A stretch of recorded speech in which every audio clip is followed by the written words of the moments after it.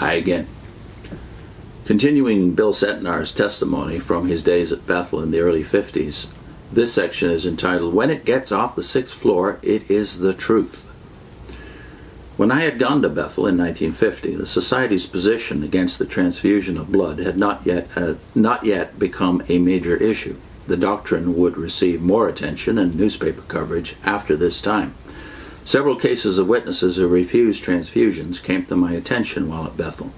I checked into the scriptural support which we used and concluded that our position was wrong. I argued the matter with Colin Quackenbush, who was then the editor of Awake. Other members of the editorial department also knew how I felt personally. I may have lost prestige in their eyes, but I was not disfellowshipped, which certainly would have been the case had I taken the same position in a local kingdom hall. I accepted what the Bible said in Acts 15 on this matter of not drinking blood, but I also knew that it was not against God's law because of what Jesus said in Mark 7:15. There is nothing from outside a man that passes into him that can defile him, but the things that issue forth out of a man are the things that defile a man. That's actually the New World Translation version of Mark 7:15. Probably because of my disagreement with the Society's policy on blood transfusion, I was reassigned from my job in the service department and made a receptionist at 117 Adams Street. This was a branch of the service department's activities, and here I still had a responsible position as I screened the people who came into the lobby of the building. It was while working as receptionist that I first met Mr. Walter Martin, author of The Kingdom of the Cults, an excellent aid to anyone involved with the cults. Unknown to Mr. Martin, in spite of our confrontation, he had planted seeds of truth that helped me in the understanding of Christian theology. He asked me to read Isaiah 44 verse 6, where Jehovah declares that he alone is the first and last and the only God, which eliminates forever any confusion as to there being two firsts and lasts. Since Jehovah is the only God, then how can the Logos be a God, a lesser God than Jehovah, as Jehovah's Witnesses declare? Revelation 1:17-18 and 2:8 add further weight to the deity of Christ, for they reveal him as the first and the last, who died and lives forever. In Revelation 22:13, Jesus said, I am Alpha and Omega, the beginning and the end, the first and the last.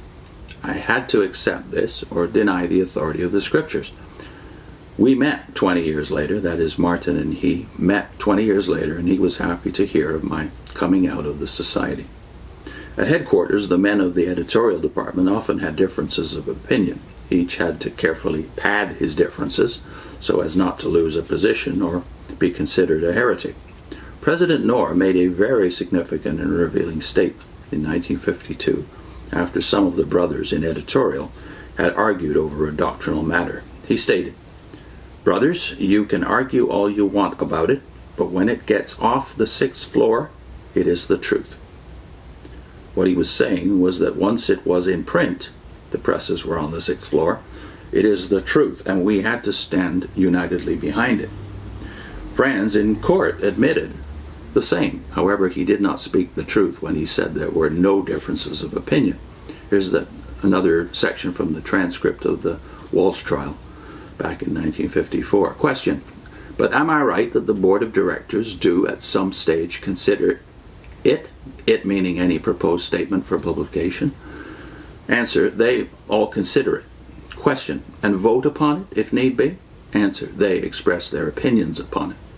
Question, and vote upon it if need be? Answer, there is no voting upon it. It is published. It is accepted. Question, but before it is published, how is it decided upon if there be a difference of view in the board of directors?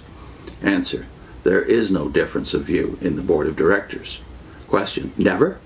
Answer, after the matter is published, there is agreement. Now the section, the Jonadabs could not be killed. The brothers were completely surprised that Jehovah would not protect the Jonadabs. Often I have been asked, what gives the witnesses such fervent zeal to propagate their beliefs and even to die for them? The answer is that Jehovah's Witnesses believe that the Society has the authority to speak for God and that they are serving and dying for God. What the society teaches is clearly reflected in the witnesses' attitude. An interesting conversation took place in 1955 when Konrad Franke, who was branch servant in Germany, and F.C.S. Hoffman, who was branch servant in Switzerland, got together with a few other brothers in my Bethel room. In the course of the conversation, I asked Brother Franke about a matter which related to the special protection of the Jehovah's Witnesses in concentration camps during the Second World War. I'd been told that during the late 30s, Judge Rutherford spoke at a convention in Germany and told the brethren that in times of danger, they could expect special protection from God if they were Jonadabs. Belief in God's protection helps to explain how 2,000 Jehovah's Witnesses fearlessly stood and died before Hitler's firing squads. They had been told that God would stop the bullets. It had been explained that the Jonadabs could not be killed because of their expectation of going through Armageddon, but the remnant, 144,000, should expect persecution that would end in death.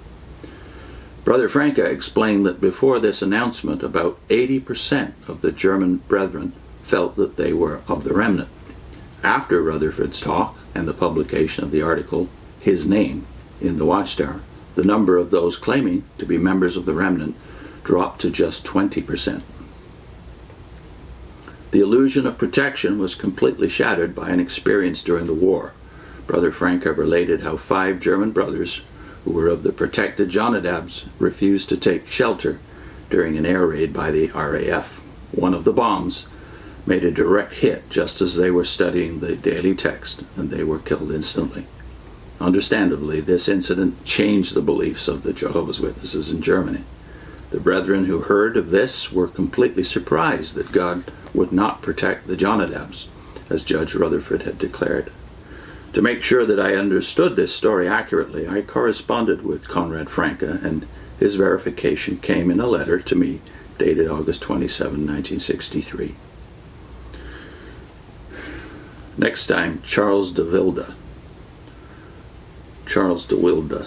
died on a park bench after 4 decades of faithful service. Put in a link to what did Charles Taze Russell say would happen by 1915? And there are 3 linked videos about the cover-up of the actual predictions made about 1914. I'll put the first of those on your screen. And also the playlist, Have Jehovah's Witnesses Ever Been God's Organization?